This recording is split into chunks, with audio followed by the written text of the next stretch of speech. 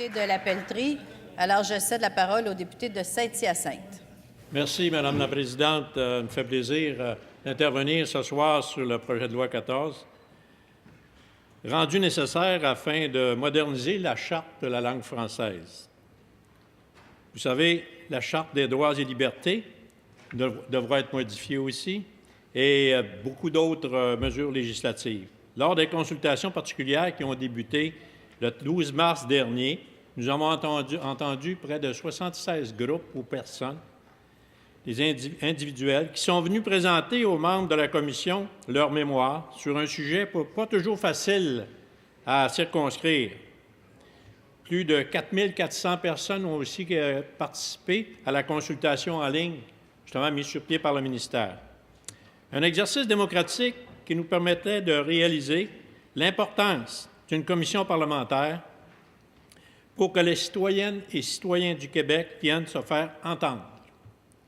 Bien entendu, nous avons eu droit à des opinions diverses, diamétralement opposées à plusieurs occasions, et sauf exception, ça s'est déroulé dans le plus grand respect, même si le sujet de la langue apporte son lot d'émotivité et parfois d'incompréhension de la réalité linguistique vécue au Québec.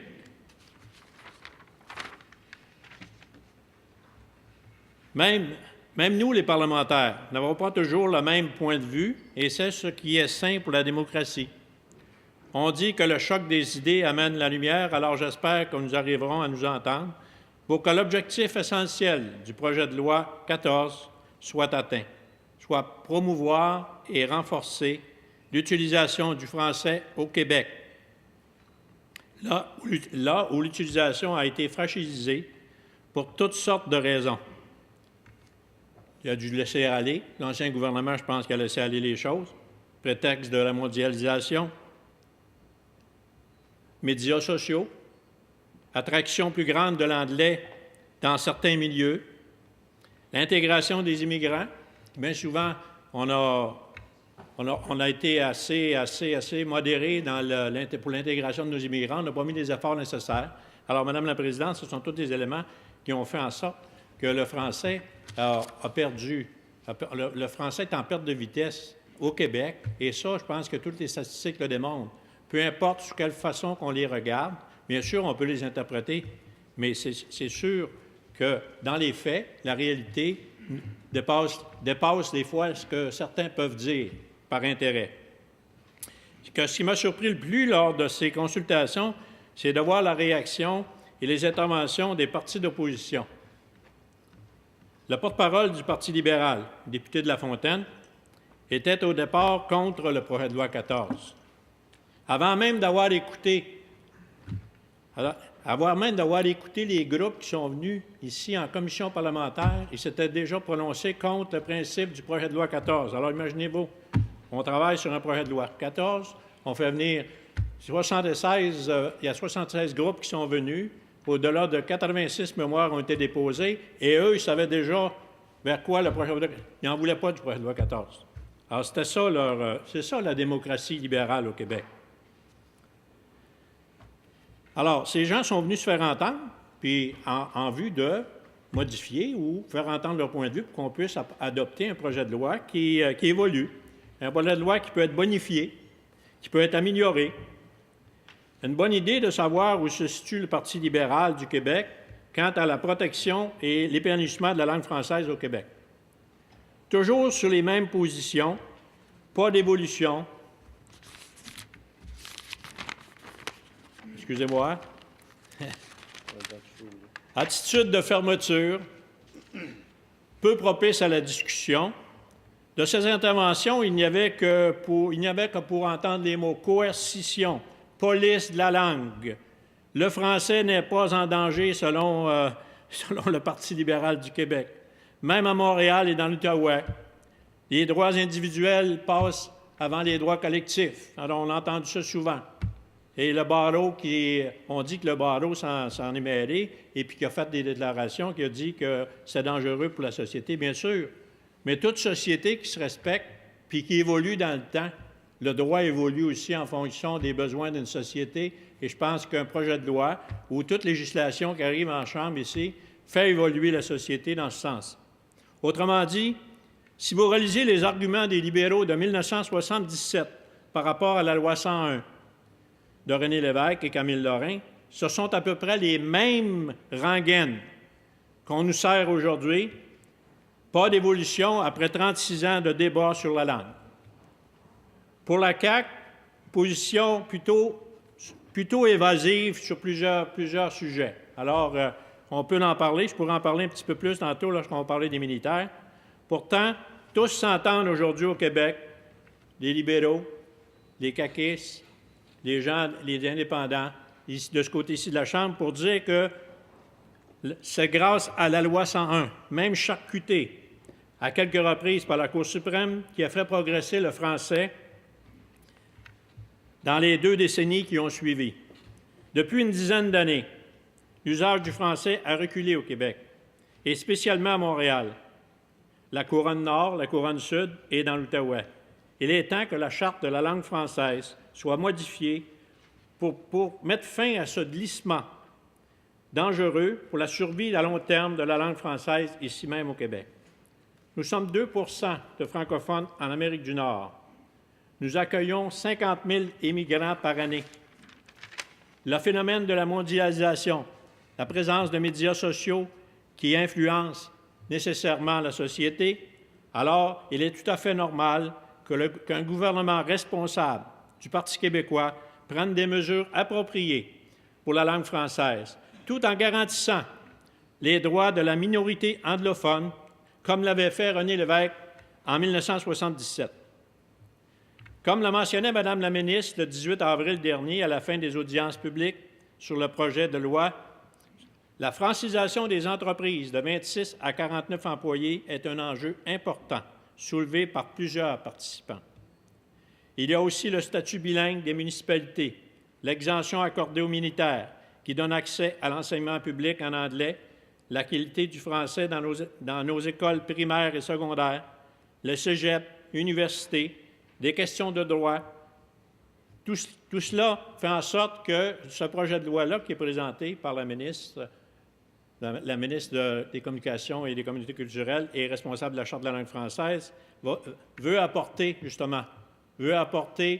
de dents, plus de réconfort, justement pour permettre à ce que l'évolution de la langue française suive l'évolution du 21e siècle.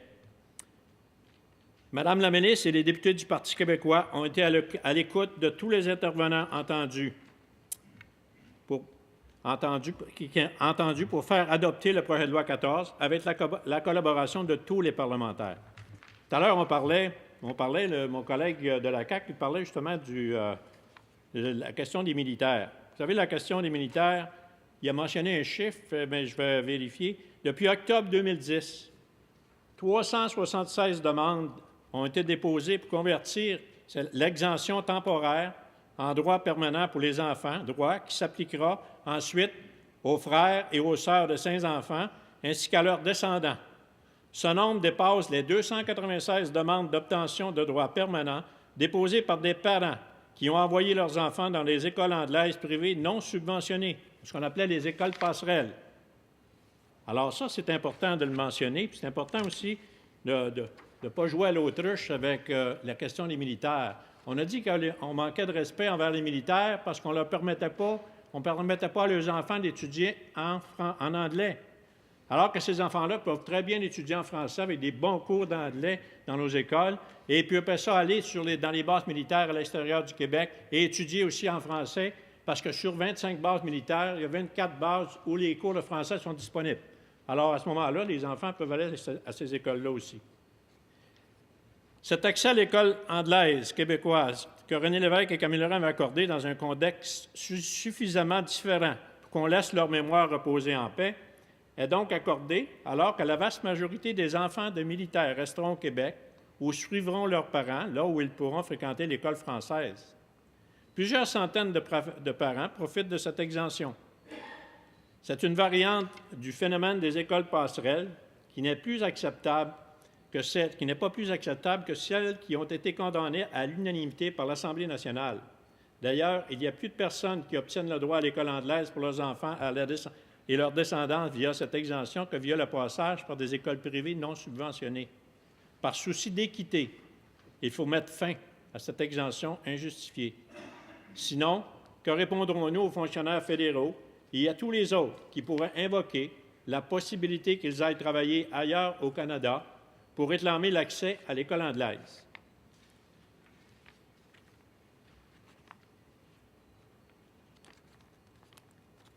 Nous avons aussi, Madame la ministre, lors des auditions, elle a fait une lettre ouverte aux anglophones, justement, pour seulement faire passer le message, que le vrai message passe, le message que nous, on est prêts à leur livrer. Et je peux vous dire ceci, cet exercice démocratique a été l'occasion d'échanger avec divers acteurs de la société québécoise, notamment des Québécois issus des communautés anglophones du Québec. Nous avons retenu de la majorité de leurs interventions leur appui aux faits français, à la Charte de la langue française, mais aussi leur profond attachement au patrimoine anglo-québécois. Cet attachement s'est manifesté notamment par la volonté de voir maintenir le statut bilingue des villes et des arrondissements qui le possèdent depuis plus de 30 ans. Le débat autour du projet de loi s'est également déroulé à l'extérieur de la Commission, en particulier dans les médias. Ces échanges témoignent de la bonne santé démocratique de notre société. Ce qu'elle disait dans la lettre adressée aux Anglo-Québécois, même si la Charte de langue française a pu faire progresser la situation du français au Québec, on observe malheureusement depuis quelques années un certain repli de ses acquis. Les études et nos observations terrain le démontrent. En tant que gouvernement responsable, nous souhaitons agir maintenant pour renforcer la Charte de la langue française et nous assurer que le Québec soit un endroit où chacun puisse vivre, travailler et s'épanouir en français dans le respect des droits historiques de la communauté anglo-québécoise. C'est précisément ce que vise le projet de loi 14. Il est malheureux que certains cherchent à susciter inquiétude en invoquant injustement l'érosion des droits de la communauté anglophone qui résulterait de l'adoption du projet de loi 14. Nous en avons eu un exemple avec le porte-parole, justement, du Parti libéral lors de la commission. C'est un orateur, hein, c'est un bon orateur, le porte-parole, on peut lui donner, c'est une grande qualité qu'il a, mais il était enflammé, suscitait des débats, suscitait de l'émotion, suscitait même peut-être des débats qui n'avaient pas lieu d'être, prêtait des intentions même à la ministre sur certains atouts du projet de loi, certains articles du projet de loi. Et à ce moment-là, je pense qu'on a vu tout de suite le jeu qu'il pouvait jouer, c'était d'essayer de monter certaines communautés contre le projet de loi et contre le Parti québécois, bien sûr, parce que nous sommes des adversaires à abattre pour eux, alors que nous sommes de tout repos, nous sommes prêtes, nous sommes tout prêts. Monsieur le député, Madame la leader adjointe. Excuse, Madame la Présidente, je vais faire une question de règlement. Le député prête des intentions au propos de mon collègue qui l'a tenu précédemment. Je pense que c'est important de préciser qu'on n'est pas des adversaires à abattre. Ils ne sont pas des adversaires à abattre non plus. Nous sommes des députés, nous avons un droit de parole et nous avons le droit de débattre et d'avoir des points de vue différents. Merci. Alors, Monsieur le député, je vais vous demander de faire attention à ne pas prêter d'intention à qui que ce soit. Alors, le débat va bien. On continue comme ça. Merci. Merci, Madame la Présidente. J'ai assisté à presque tous les débats dans la commission et je peux vous dire une chose. Si Madame avait assisté au même débat, je pense qu'elle pourrait peut-être être d'accord avec moi. Le projet de loi 14 ne vise absolument pas à affaiblir les droits des anglophones québécois ou leurs institutions, mais bien à préserver le statut du français au Québec, notre langue commune. Aucun droit ne sera retiré aux citoyens anglophones du Québec. Avec l'adoption du projet de loi 14, ils pourront continuer à recevoir tous les services en anglais sur demande, comme c'est déjà le cas présentement dans les villes et les arrondissements francophones. J'ai parlé tout à l'heure des exemptions des militaires, je ne reviendrai pas là-dessus. Préserver le fait français au Québec est une responsabilité collective. En tant que Québécois francophones et anglophones, nous partageons le même héritage et le même avenir. Le projet de loi 14 vise à protéger notre bien commun, la langue française qui nous rassemble. Il s'agit là de la responsabilité de tous les Québécois. Ce devoir, les francophones du Québec ne l'assument pas seuls. Les jeunes générations de la population anglo-québécoise sont de plus en plus bilingues et participent activement à la vitalité du fait français au Québec, plusieurs des représentants anglo-québécois qui ont participé à la commission ont exprimé sans équivoque leur sentiment d'appartenance à la société québécoise et leur ouverture au dialogue. Alors, c'est tout à leur honneur. Les désaccords ne disparaîtront pas tous pour autant, mais sans doute sommes-nous dans le droit d'attendre que le débat se déroule dans la sérénité et la dignité, que ce soit à l'Assemblée nationale ou dans les médias. Ce projet de loi 14, quoi qu'en pensent libéraux et caquistes, est très pertinent et essentiel. Nous devons agir pour protéger et développer le Québec français, pour que notre langue ait sa place en Amérique du Nord. Nous avons un héritage de 400 ans d'histoire à léguer aux futures générations. Notre État a la responsabilité de prendre les moyens nécessaires pour s'en assurer. C'est là la vraie question. Il faut agir en étant ferme sur l'objectif, tout en étant souple sur les moyens. Madame la ministre l'a répété à maintes occasions et je pense que son message est bien entendu. Au Québec, la langue commune et officielle, c'est le français. Soyons-en fiers. Tous et toutes conviennent ici de l'importance de la langue française et du rôle qu'a joué la loi 101 il y a 36 ans en ce sens. Aujourd'hui, la société doit faire un effort supplémentaire pour renforcer le français au Québec et je suis convaincu que dans quelques années, nous conviendrons tous du bien fondé du projet de loi 14. Merci, Madame la Présidente. Oh.